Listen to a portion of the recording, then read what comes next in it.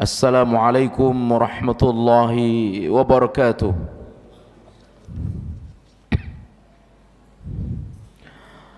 Alhamdulillahi rabbil alamin.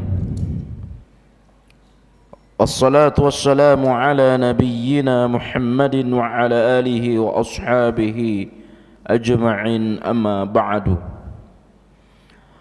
Qauluhu ta'ala: A'udzu billahi minasyaitonir rajim. Bismillahirrahmanirrahim. Ya ayyuhalladzina amanu taqullaha haqqa tuqatih wa la tamutunna illa wa antum muslimun. Wa qala Rasulullah sallallahu alaihi wasallam: Ittaqillaha haitsu ma kunta wa atbi'is sayyi'atal hasanata tamhuha wa khaliqin nasa bi khuluqin hasanin.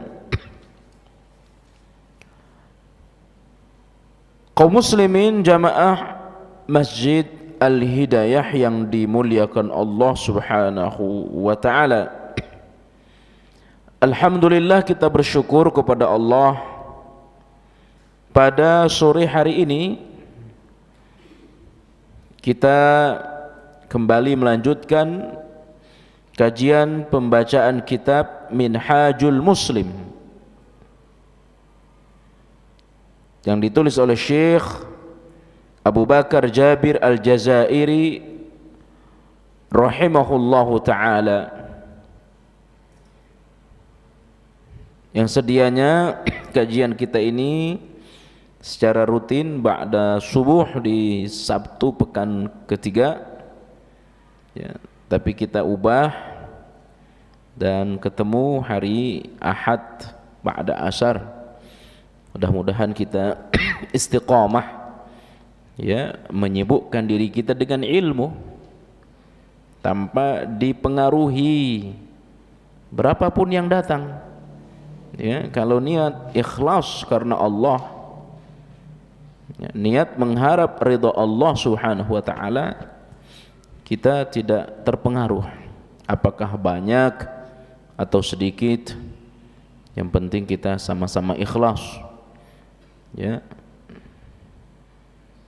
Nah, ikhwani jamaah yang dirahmati Allah Subhanahu wa taala, pembahasan kita yang terakhir adalah adab kepada Rasulullah sallallahu alaihi wasallam. Adab kepada Rasulullah sallallahu alaihi wasallam. Dan hari ini kita masuk pada pembahasan adab terhadap diri sendiri, ya, al-adabu ma'an nafsi, adab terhadap diri sendiri.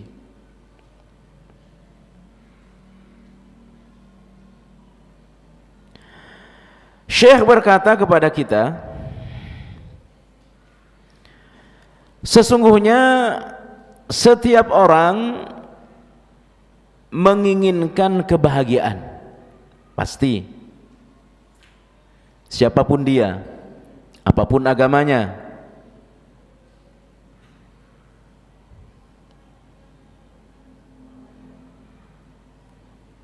Tetapi kadang-kadang orang salah menempuh cara, salah melangkah untuk menggapai apa yang dicita-citakan itu. Kalaulah mereka dapat tapi sifatnya semu. Sebab kadang-kadang orang mengira bisa bahagia dengan harta. Dia bekerja terus, hartanya banyak, hanya sekedar dikumpulin. Ada orang kaya, ya, kaya, makan gorengan nggak berani. Oh, ini bisa kolesterol, ya. Yang manis-manis nggak berani. Nah, kalau kita Yang duit pas-pasan, ya, yang enak itu memang pas pingin haji ada duit itu, pas pingin umroh ada. Selama itu baik dan halal, ya kita makan, kita bahagia. Ada orang mengira bahwa mereka bisa bahagia dengan jabatan, dengan kekuasaan. Mereka bersungguh-sungguh pingin jadi penguasa, pingin jadi pejabat. Justru ketika jadi penguasa, kerjaan banyak. Kadang-kadang waktu dengan keluarga jadi sedikit. Sehingga kadang-kadang lupa hubungan baik kepada Allah. Karena semua itu mendatangkan kebahagiaan sesaat. Ya. Maka ya ikhwani jamaah yang rahmati Allah Subhanahu wa taala, kebahagiaan akan diraih bergantung kepada bagaimana kita mensucikan diri kita. Kita akan dibahagiakan oleh Allah Subhanahu wa taala dengan ketentuan hendaklah kita senantiasa membersihkan diri kita. Inilah yang disebut dengan tazkiyatun nafas.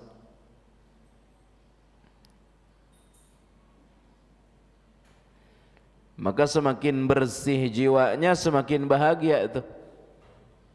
Meskipun uangnya enggak banyak, apalagi banyak.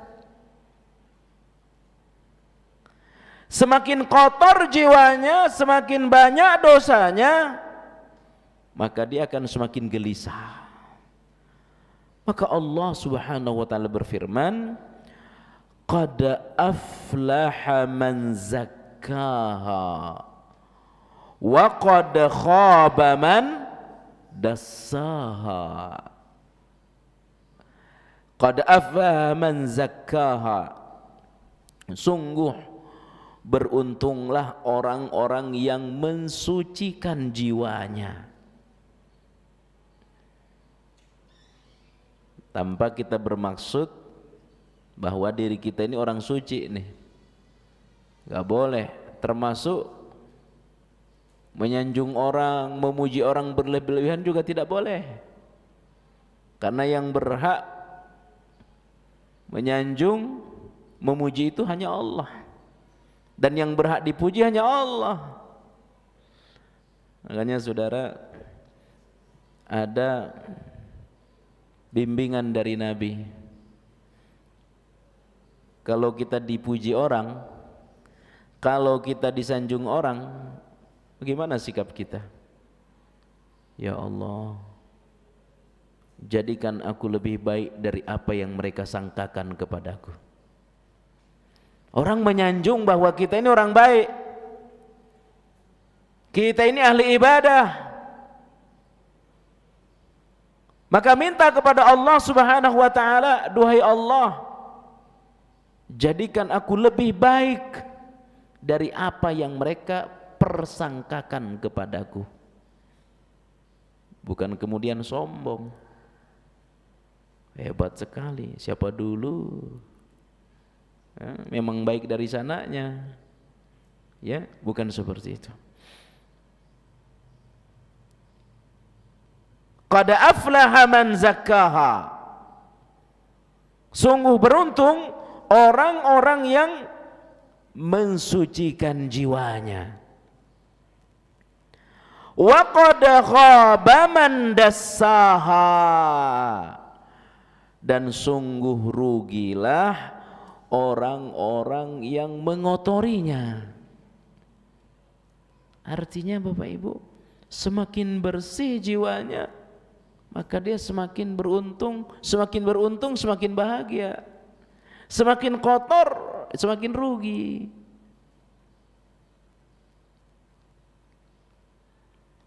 Ikhwani jamaah yang dirahmati Allah Subhanahu wa ta'ala,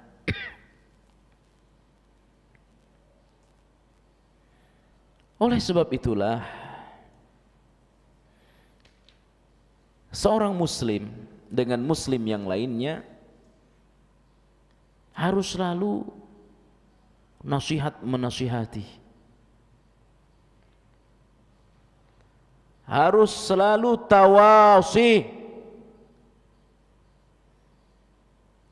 dalam kebaikan, dalam amal soleh.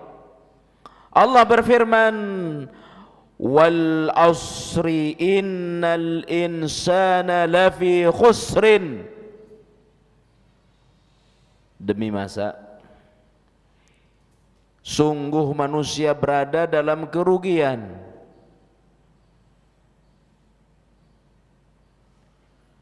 Illa alladzina amanu wa amilus salihat, kecuali orang-orang beriman dan beramal soleh.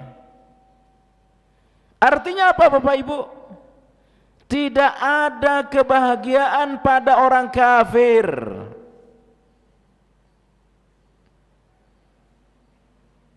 Tidak ada kemenangan bagi orang kafir. Tidak ada keberuntungan bagi orang kafir.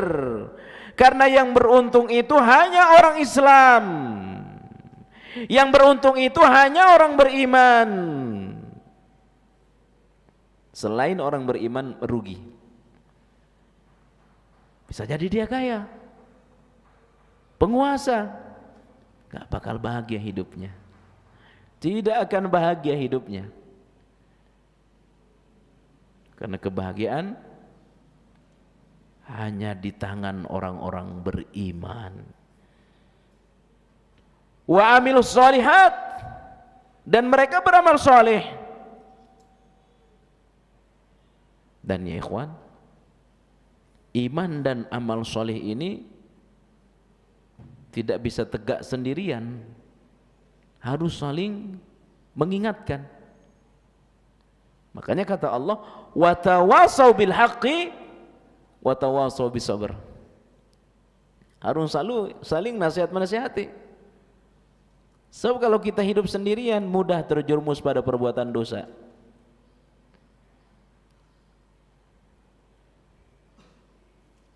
Kalau kita hidup sendiri, kita akan mudah terjerumus pada maksiat. Makanya penting menjaga keimanan ini dengan tawasau bil haqqi wa tawasau bis sabr. Ikhwani, jamaah yang dirahmati Allah Subhanahu wa ta'ala.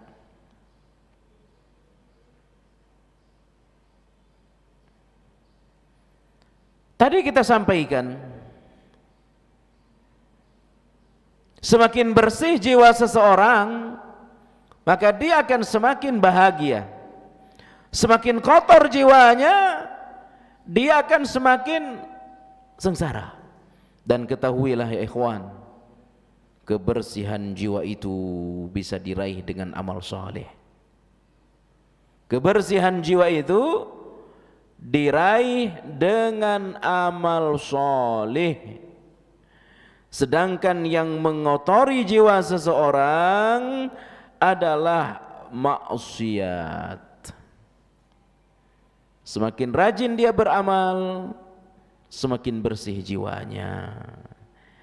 Semakin sering orang berbuat dosa, semakin kotor jiwanya. Maka Allah berfirman pada surah Hud ayat ke 114. Surah Hud ayat 114, wa aqimis salata tarafayan nahari wa zulafan minal lail innal hasanati yudhibnas sayyi'at. Dalam ayat yang lain, surah Al-Mutaffifin ayat 14. Surah Al-Mutaffifin ayat 14, Allah Subhanahu wa ta'ala berfirman, kalla bal rana ala qulubihim ma kanu yaksibun. Sekali-kali tidak. Bahkan orang yang mereka kerjakan itu telah menutupi hati mereka. Artinya apa, Pak? Hadis ini atau ayat ini ditafsirkan oleh Rasulullah dalam hadis yang sahih, innal mu'mina idza aznaba dzamban. Kita ini,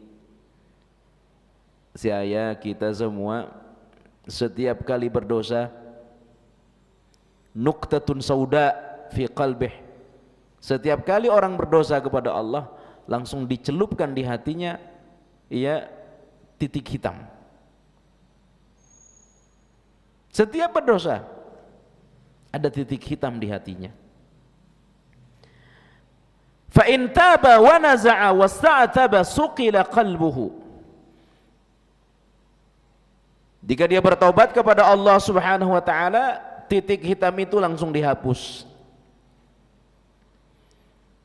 Wa in zada zadat. Dia berdosa, belum bertobat udah berdosa lagi tuh. Numpuk dosanya, akhirnya hatinya pun gelap, hitam. Apa yang terjadi? Hatta tughliqa qalbah, menutupi hatinya. Itulah makna ar-ran, tutupan hati. Surah Al-Mutaffifin ayat 14. Ikhwani, jamaah yang rahmati Allah Subhanahu wa taala. Atas dasar itulah, kata Syekh, seorang muslim yang hidup harus senantiasa berupaya untuk membimbing jiwanya. Maka guru kita ya kita.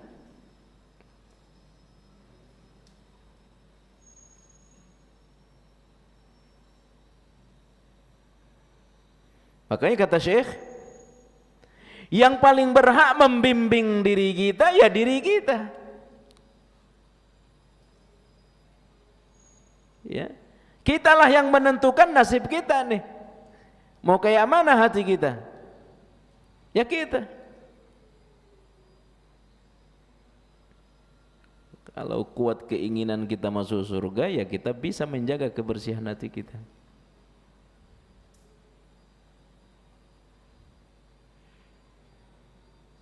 Oleh sebab itulah ya ikhwan, ada beberapa anak tangga cara untuk membimbing diri kita, yang kemudian Syekh Abu Bakar Jabir Al-Jazairi menyebutkan sebagai al-adab ma'an nafsi, adab terhadap diri kita. Adab terhadap diri kita yang pertama adalah taubat. Ini yang pertama, taubat.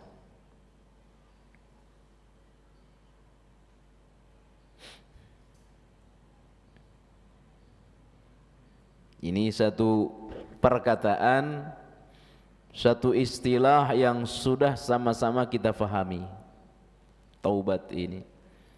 Tapi kadang-kadang kata Imam Al-Qurtubi, taubat seseorang membutuhkan taubat. Dia udah taubat tapi membutuhkan taubat. Ini satu istilah luar biasa nih. Istighfar membutuhkan istighfar. Tanpa dia seperti orang taubat, tapi taubatnya nggak benar, maka taubat seperti ini membutuhkan taubat. Ya, ikhwani, jamaah yang rahmati Allah Subhanahu wa ta'ala.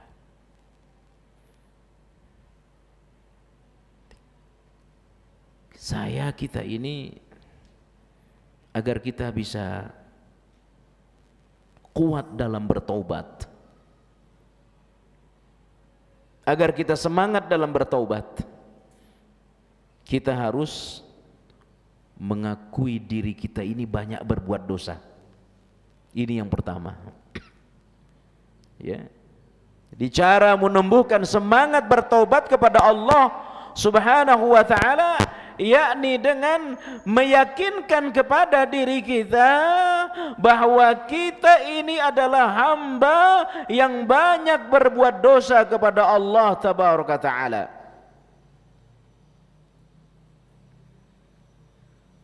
Maka orang kalau sudah yakin dosanya banyak, rasa-rasanya dia nggak bakal sempat ngurus dosa orang tuh. Buat apa dia ngurus dosa orang? Dosa dirinya aja banyak. Bapak Ibu, kalau kita mau membicarakan dosa orang, 10 menit selesai, Pak. Kalau kita bicarakan dosa orang tuh 10 menit selesai. Udah nggak ketemu bahan. Saking sedikitnya dosa orang yang kita ketahui. Tapi kalau kita ingin menceritakan dosa kita, itu bisa berhari-hari nggak bakal selesai. Sejak kita balik sampai sebelum datang ke sini, nuansa dosa banyak sekali yang sudah saya kerjakan, yang sudah kita kerjakan. Itu kalau diceritakan nggak muat itu buku tuh.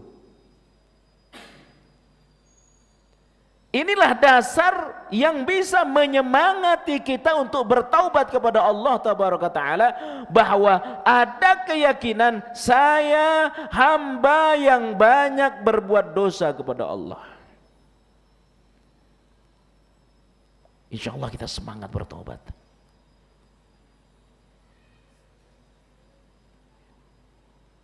Ya, tapi kalau orang menganggap dirinya sudah baik, menganggap dirinya ahli ibadah, itu enggan dia bertaubat pada Allah. Maka ya ikhwan, kalau kita perhatikan, paling tidak ada 2 hal sebagai gambaran pengakuan seseorang kepada Allah bahwa dia adalah banyak berbuat dosa. Yang pertama, suatu ketika Abu Bakar As-Siddiq jumpa dengan Nabi. Kata sahabat Abu Bakar, "Ya Rasul, allimni du'aan adu'u fi salati." Ya Rasul, ajarkan dong saya doa. Kira-kira begitu maknanya, Pak. Ajarin saya doa yang akan saya baca di dalam salat saya. Ini yang nanya siapa, Pak? Yang minta diajarin siapa? Abu Bakar As-Siddiq, sahabat terbaik. Hartanya udah habis untuk Allah. Banyak orang masuk Islam melalui perantara beliau. Sampai anak kesayangannya pun dikasih kepada Nabi, saking cintanya kepada Allah dan Rasulnya. Ketika dia katakan kepada Nabi, ajarkan doa kepada saya ya Rasul. Apa doa yang beliau ajarkan? Doa ini sunnah kita baca sebelum salam, setelah membaca doa Dajjal.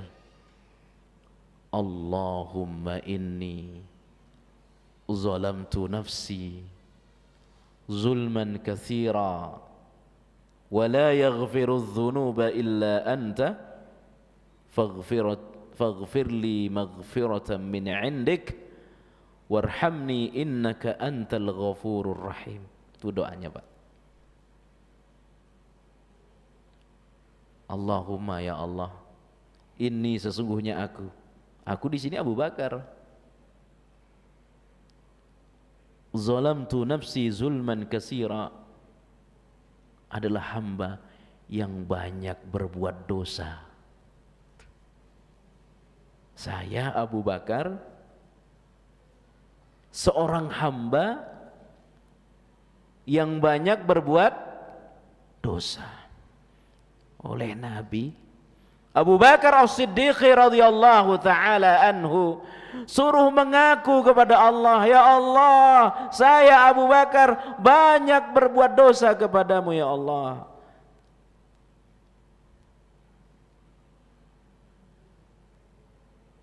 Faghfir li maghfiratan min 'indik. Ampuni aku ya Allah, ampunan darimu.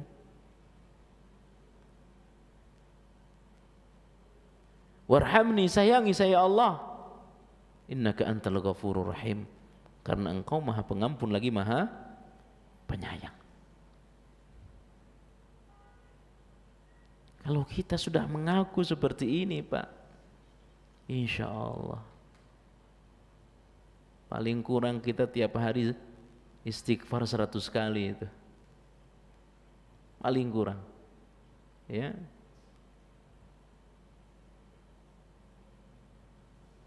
Pagi kita baca 100 kali.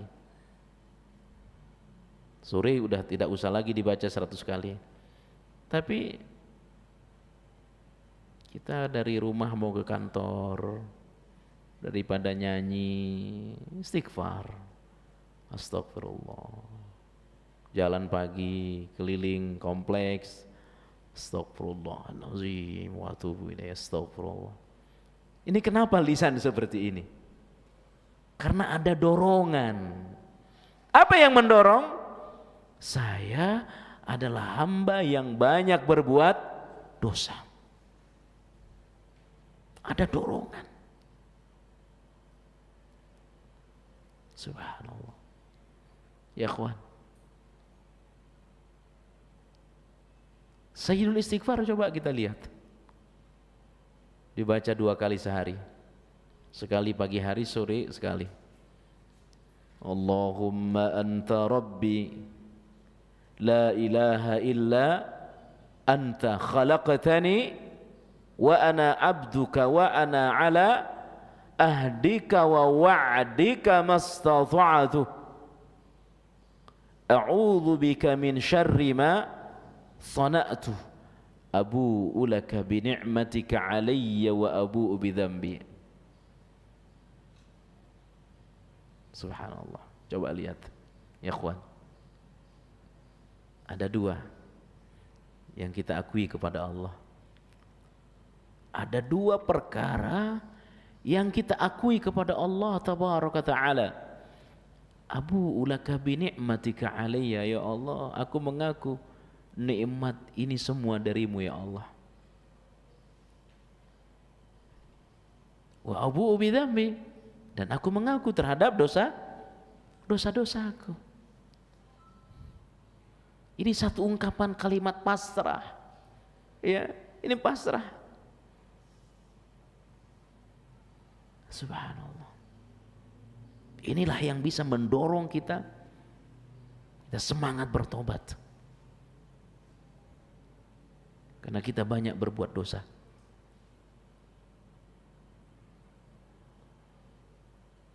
Kemudian yang kedua ya ikhwan, yang mendorong kita untuk bertobat. Dan ingat, kita sudah mengaku banyak berbuat dosa, semakin bertobat kepada Allah, semakin mengaku, padahal semakin bertobat semakin diampuni dosa kita. Apakah kemudian kita sudah selesai karena sudah mendapat ampunan dari Allah? Tentu tidak. Semakin Nabi dijamin surga, semakin bertaubat beliau kepada Allah. Padahal sudah dijamin surga tuh. Nah, yang kedua ya kawan, yang mendorong kita untuk terus memohon ampun kepada Allah, bertaubat kepada Allah adalah ingin nyenengin Allah Pak, ingin membahagiakan Allah. Dalam satu hadis yang sahih, Allahu asyaddu farha bitaubati abdihil mu'min. Allah sangat senang, Allah subhanahu wa ta'ala sangat bahagia. Apa sebabnya Allah bahagia? Bitaubati abdihil mu'min, dengan taubatnya orang beriman. Allah sangat bahagia. Bahkan Pak, kebahagiaan Allah ini mengalahkan orang rajulin fi ardi dawayatin mahlikatin ma'ahu rahilatahu 'alaiha ta'amuhu wa syarabuhu fanama fastayqadha wa qad dhahabat. Ada orang, Pak, ini orang dianggap saja sedang rekreasi nih, ya, bawa keluarga jalan-jalan, ngibur diri. Setelah seminggu kerja atau 5 hari kerja, jalan-jalan tempat-tempat yang indah, dia bawa keluarganya, bawa makanan, sampai ke tujuan tidur. Begitu bangun, mobilnya hilang, makanannya hilang tuh. Seperti apa itu sedihnya orang. Pingin bersenang-senang, justru mobilnya hilang, makanan yang dia bawa juga hilang.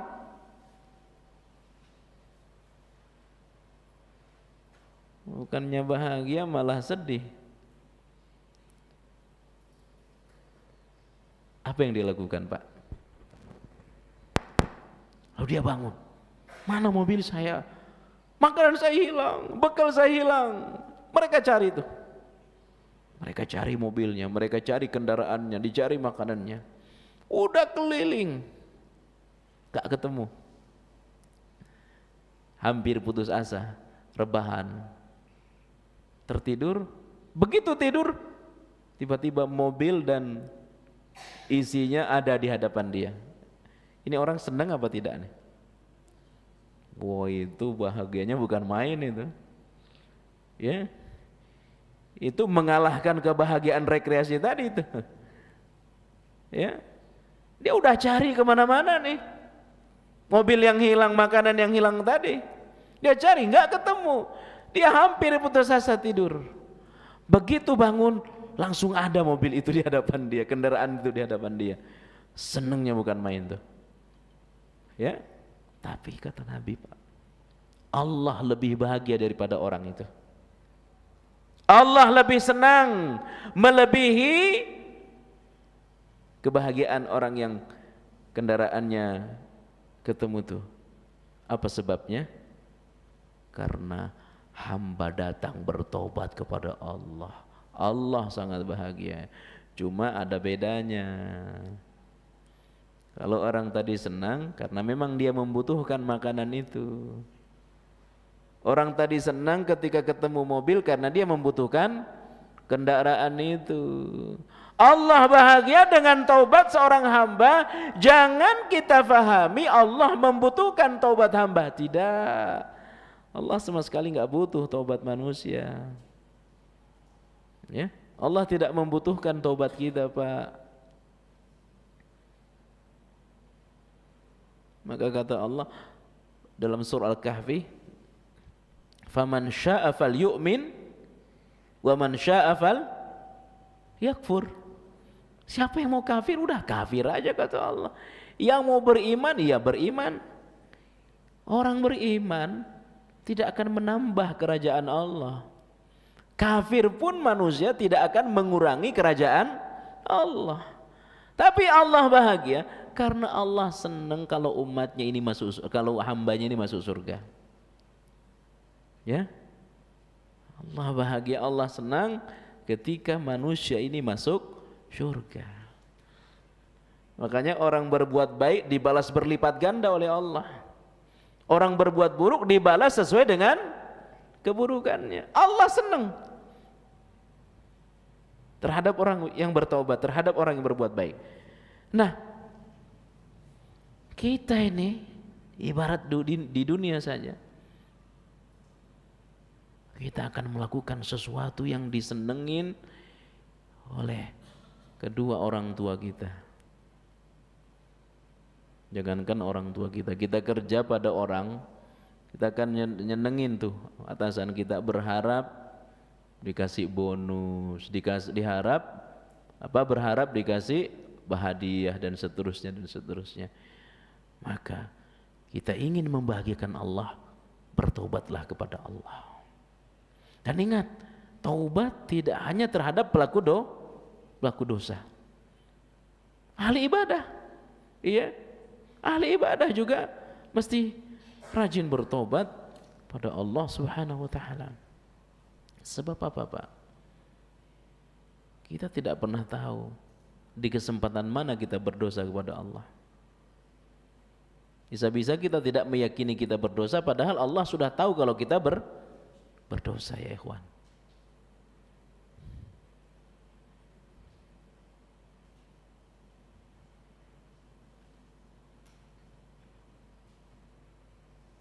Ikhwani, jamaah yang rahmati Allah Subhanahu wa ta'ala.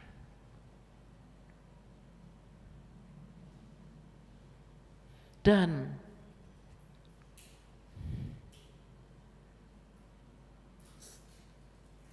bicara tentang taubat, sudah maklum, kita sudah faham bersama, memiliki syarat. Yang pertama adalah an-nadamah, penyesalan. Yang pertama adalah penyesalan.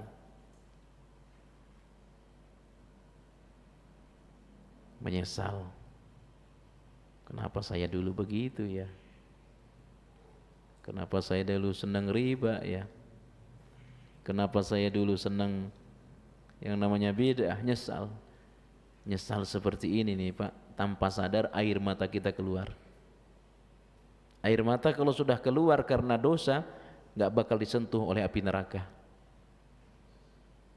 Ya, makanya termenung kita duduk sendiri. Coba, orang kan suka termenung, kayak mana masa depan dia nanti?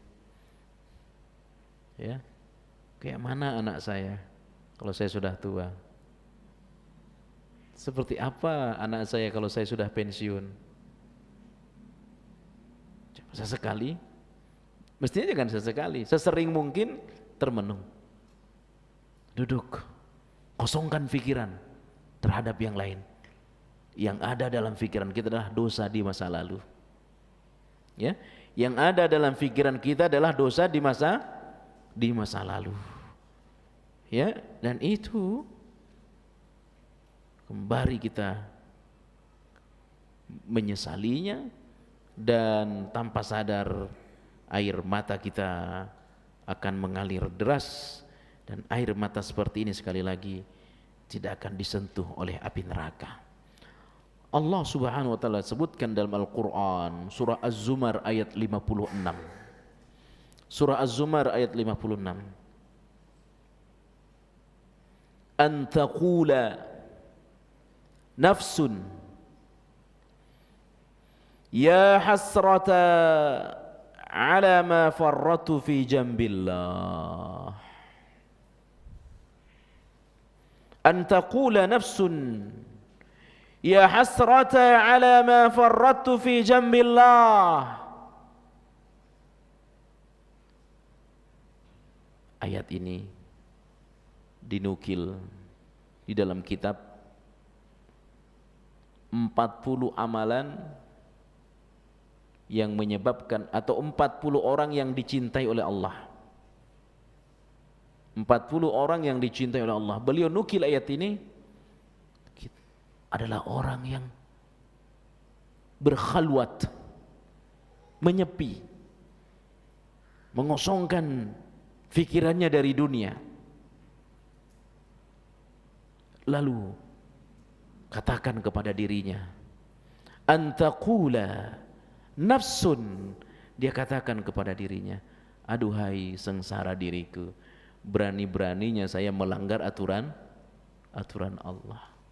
Aduhai binasa diriku, aduhai sengsara diriku, berani-beraninya diri ini melanggar aturanmu ya Allah. Setelah dia berkata seperti itu, menyesal. Maka Nabi sebutkan an-nadamu taubah. Penyesalan itu udah taubat. Ya, an-nadamu taubah, penyesalan itu taubat. Itu yang pertama. Kemudian yang kedua ya ikhwan, ya, yang kedua adalah al-azmu alla ya'uda. Ada tekad bulat untuk tidak mengulanginya. Setelah menyesal, ada tekad, ada azam untuk tidak mengulangi dosa yang menjijikkan itu. Karena semua dosa menjijikkan. Itu yang kedua. Yang ketiga ya ikhwan, tabdil as-sayyi'atu bil khair, mengganti yang buruk dengan yang baik, mengganti yang buruk dengan yang baik.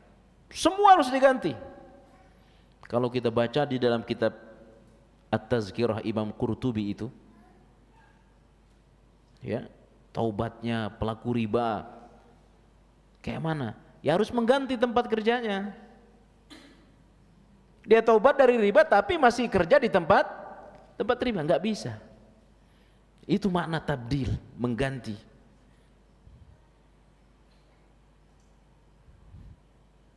Sudah hijrah, sudah taubat, tapi belum menutup aurat, ya nggak bisa.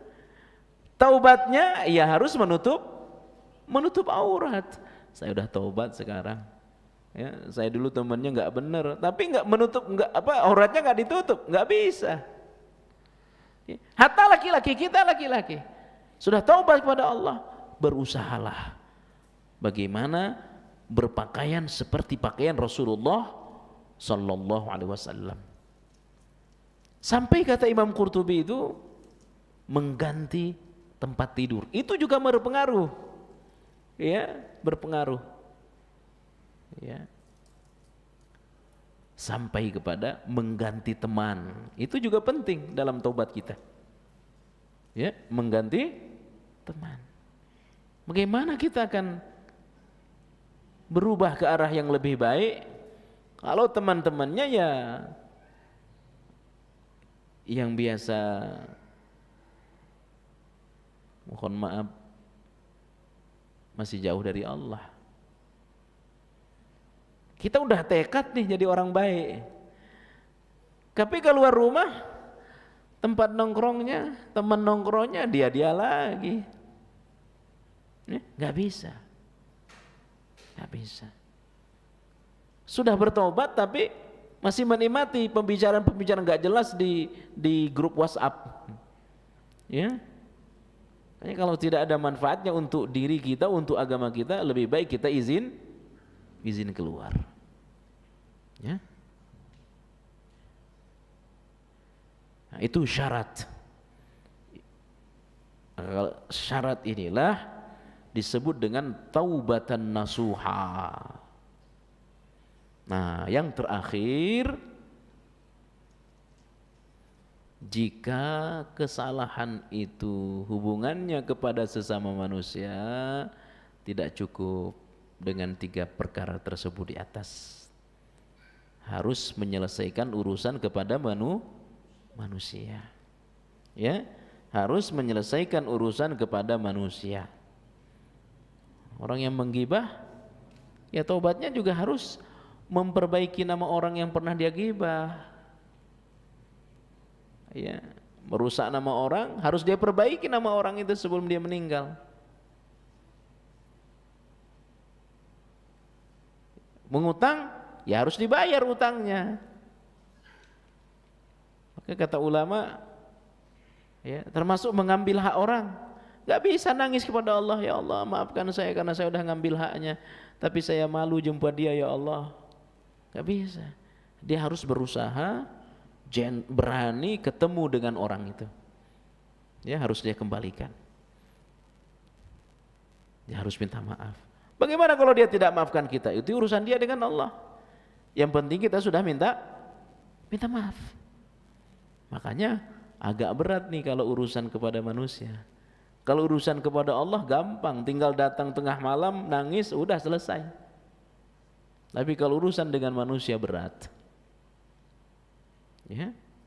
Urusan manusia dengan manusia ini berat. Makanya jangan coba-coba berurusan yang tidak benar dengan manusia.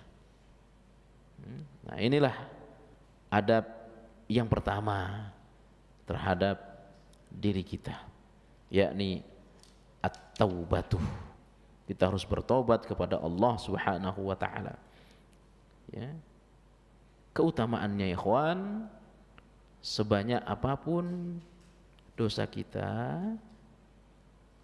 meskipun sampai ke langit, memenuhi bumi, sebanyak buih di tengah laut, asal kita datang kepada Allah, semua diampuni. Buka hadis terakhir kitab Arba'in, hadis ke-42. Ya, silahkan dibuka hadis Arba'in, hadis terakhir, hadis ke-42. Ketemu tuh hadisnya. Kata Allah dalam hadis kursi, andaikan seorang hamba berdosa, dosanya itu dari langit, dari bumi sampai ke langit tembus. Seperti apa itu dosa banyaknya itu? Ya, dosanya ditumpuk sampai ke langit dosanya. Tidak cukup dari bumi ke atas ke langit, dari bumi ke bawah penuh bumi lagi dosanya. Udah nggak bisa dihitung tuh besarnya dosanya, banyaknya dosanya. Asal dia datang memohon ampun kepada Allah, Allah akan ampunkan dosanya. Karena apa? Tawwab, Allah Maha Pengampun. Ya. Nah, ikhwani, jamaah yang rahmati Allah Subhanahu wa taala. Kemudian yang berikutnya ada kita terhadap diri kita, yakni muraqabah. Ya, muraqabah. Lalu yang ketiga muhasabah, dan yang terakhir ya mujahadah.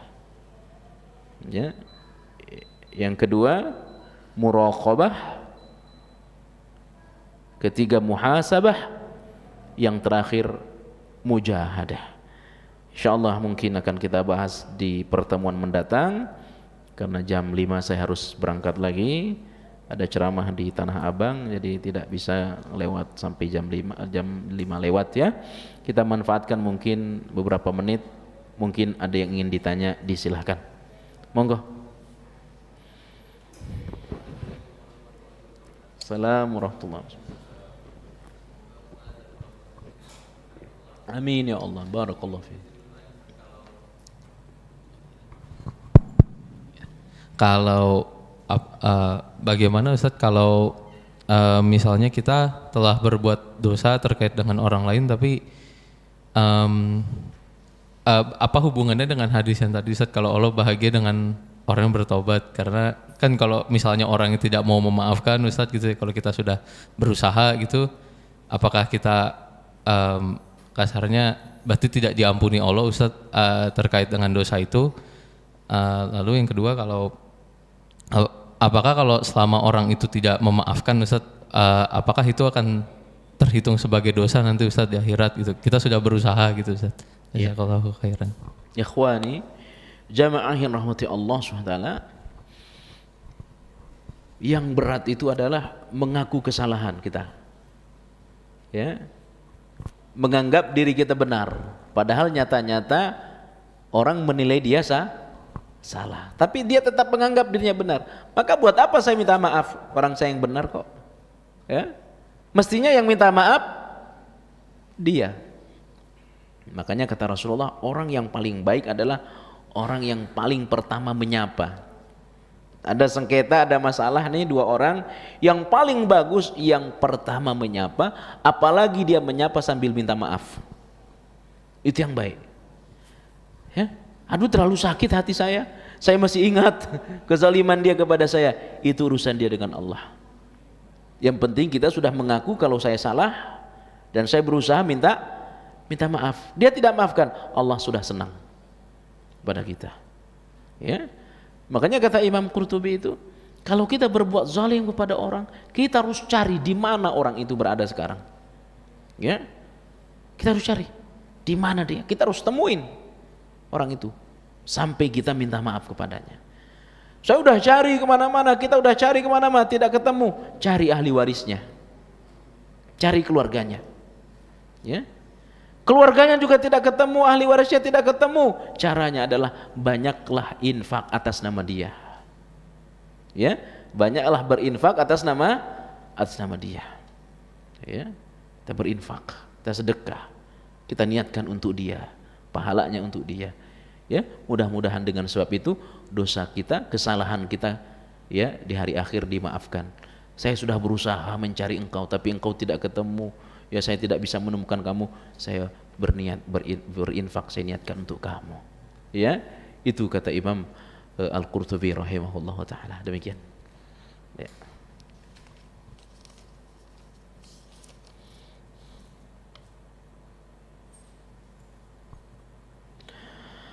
Apakah bisa seorang telah bertobat nanti di alam barzah tetap akan mendapatkan siksa kubur? Kalau dia sudah bertobat, sudah selesai dosanya, ya dosa ribanya sudah selesai, dosa gibahnya, ya kalau sudah bertobat pada Allah, insyaallah tidak akan lagi merasakan azab kubur, tapi barangkali dapat himpitan kubur. Ya, dan ini semua orang bisa dapat himpitan kubur. Atau orang beriman, orang soleh. Ya, dapat himpitan kubur. Ada seorang sahabat namanya Sa'ad bin Mu'adz. Sa'ad bin Mu'adz.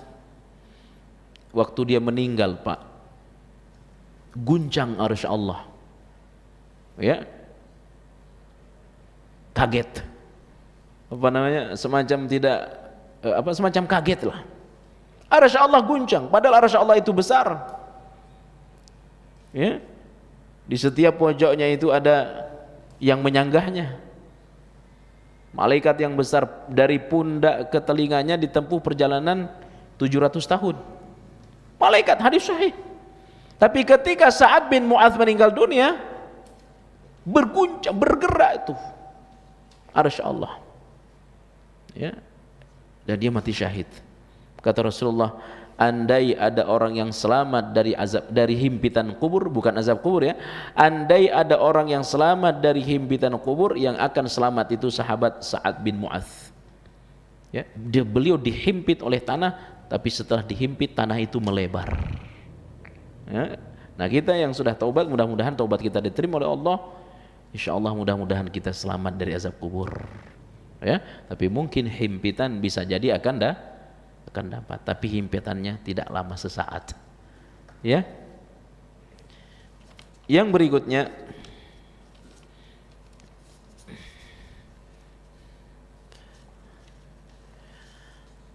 apa konsekuensi seorang yang meninggal dalam kondisi belum taubat dari dosa-dosanya? Ya pasti akan mendapatkan balasan. Ya, pasti akan mendapatkan balasan. Kalau dia tidak bertobat dengan sebab menunda-nunda taubat, dua keburukannya. Ya, keburukan yang pertama adalah keburukan dosa yang dia lakukan. Keburukan yang kedua menunda-nunda taubat. Ya, maka konsekuensi orang meninggal belum bertobat, dia akan disiksa sesuai dengan bentuk dosanya. Ya, ya seorang pezina, ya disiksa dengan zinanya. Mencuri barang orang, mengambil hak orang juga dia akan disiksa. Ya, dia akan mendapatkan siksa sesuai dengan dosa-dosa yang dia lakukan. Ya. Apakah dia kekal di dalam neraka? Selama tidak membawa dosa syirik, tidak akan kekal di neraka. Ya. Dia akan disiksa di neraka sampai dia hangus normal lagi, hangus normal lagi. Nah, dan orang seperti ini selama dia tidak membawa dosa syirik akan menjadi kelompok terakhir yang masuk surga. dalam hadis riwayat Imam Bukhari. Ya. Dan dia pun bisa ditolong oleh kawan-kawannya yang soleh. Karena sejahat-jahat orang pasti punya teman orang soleh. Dia bisa ditolong oleh kawan-kawan yang soleh. Ya, tentu setelah hangus di neraka, hangus normal lagi, hangus normal lagi. Semua udah masuk surga, semua sudah masuk surga. Maka dia orang terakhir masuk surga. Sebelum masuk surga ada dialog dengan Allah. Ya, apa yang kau inginkan? Ini mati tidak buat dosa syirik Pak ya, tapi dosa besar dia bawa. Kata Allah, apa yang kau inginkan? Tinggal dia nih di neraka nih Pak. Ya Allah, saya ingin keluar dari neraka ini ya Allah. Terus kalau kau udah keluar, udah cukup ya Allah. Yang penting kau udah keluar dari neraka, udah cukup bagi saya. Ya. Begitu dia dikeluarkan dari neraka, dicelupkan ke sungai surga. Dicelupkan normal tubuhnya, normal, pokoknya manusia biasa normal, udah bersih. Keluar dari neraka. Begitu keluar dari neraka, dia minta pada Allah, ya Allah, jauhkan saya dari neraka ini ya Allah. Allah ketawa. Ya, Allah ketawa. Ini hadis sahih riwayat Imam Bukhari. Allah pun tertawa. Kenapa Allah tertawa? Apa kira-kira Pak? Tadi bilang yang penting keluar. Begitu keluar kok tiba-tiba pingin dijauhkan. Nah, itulah manusia. Ya. Dikasih satu pingin yang lebih. Apa katanya, dikasih hati minta apa? Ini yang penting udah keluar ya Allah, udah cukup, udah dikeluarin, akhirnya minta dijauhkan dari neraka. Kata Allah nanya, kalau udah dijauhkan dari neraka gimana? Udah cukup ya Allah. Yang penting udah jauh dari neraka. Dipenuhi lagi oleh Allah, jauh dari neraka. Begitu dia jauh dari neraka dekat surga, ya Allah, saya ingin masuk surga ya Allah. Allah pun tertawa. Kenapa Allah tertawa? Ya lupa tadi itu. Akhirnya dia masuk surga, dan ini kelompok terakhir masuk surga setelah hangus di neraka. Ya, normal lagi setelah dimasukkan ke dalam sungai surga. Artinya bukan dimasukkan, disiram air surga. Ya, dan juga mendapat bantuan dari temannya. Ya, ini disebut dengan syafa'atus suhbah, syafaat pertemanan. Ya. Jadi selama dia tidak membawa dosa syirik, tidak akan kekal di neraka. Masuk surga. Tapi lama. Sehari sama dengan 1000 tahun. Dalam surah Al-Hajj Allah sebutkan, wa inna yawman indana ka'alfi sanatin. Satu hari di sisi kami sama dengan 1000 tahun. Ya.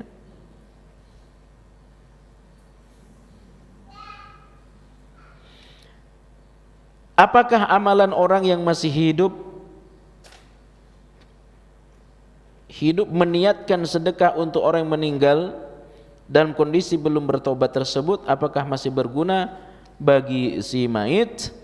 Ya, kalau itu dari anaknya bisa. Ya, kalau itu dari anaknya bisa bermanfaat untuk dia. Ya. Misalkan sedekah, ya. Tapi untuk yang lainnya, bacaan Quran dan lainnya, itu pendapat yang kuat dan insya Allah benar, tidak bermanfaat. Yang bermanfaat adalah cukup sedekah saja. Ya. Ada lagi satu nih sebentar.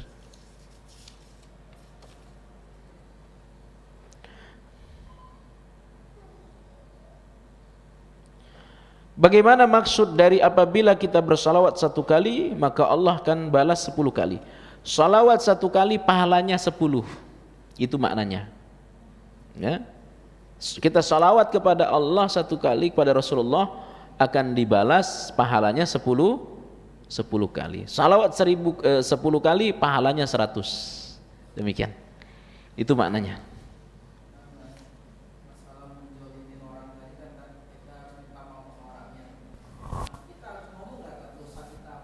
Harus ngomong, ya, harus ngomong, iya, Ya, harus disampaikan. Harus disampaikan. Ya terserah, yang penting kita udah saya ingin membebaskan diri saya. Ya, makanya saya ke sini datang berniat baik karena saya telah menzalimi engkau. Ya, terserah bagaimana responnya. Ya. Kalau dia orang benar juga, ya mestinya dia senang yang pertama dia dapat pahala. Ya, selama dia digibah dia dapat aliran pahala. Alhamdulillah ya. Berarti saya selama ini dapat pahala dong dari gibah kamu. Udah pulang gibahin saya lagi. Ya, bukan begitu ya. Ya, mestinya dia senang karena dapat pahala. Yang kedua, dia senang karena teman dia ini ya jadi orang baik. Karena kita terhadap teman kita pun tidak mau teman kita masuk neraka. Oke. Ada lagi? Cukup ya? Insyaallah kita akan lanjutkan pada adab yang kedua, 3 dan 4 di bulan mendatang. Mudah-mudahan kita diberikan kesehatan dan kesempatan lagi oleh Allah Subhanahu wa taala. Subhanakallah bihamdika asyhadu an la ilaha illa anta astaghfiruka wa atubu ilaik. Wassalamu alaikum warahmatullahi wabarakatuh.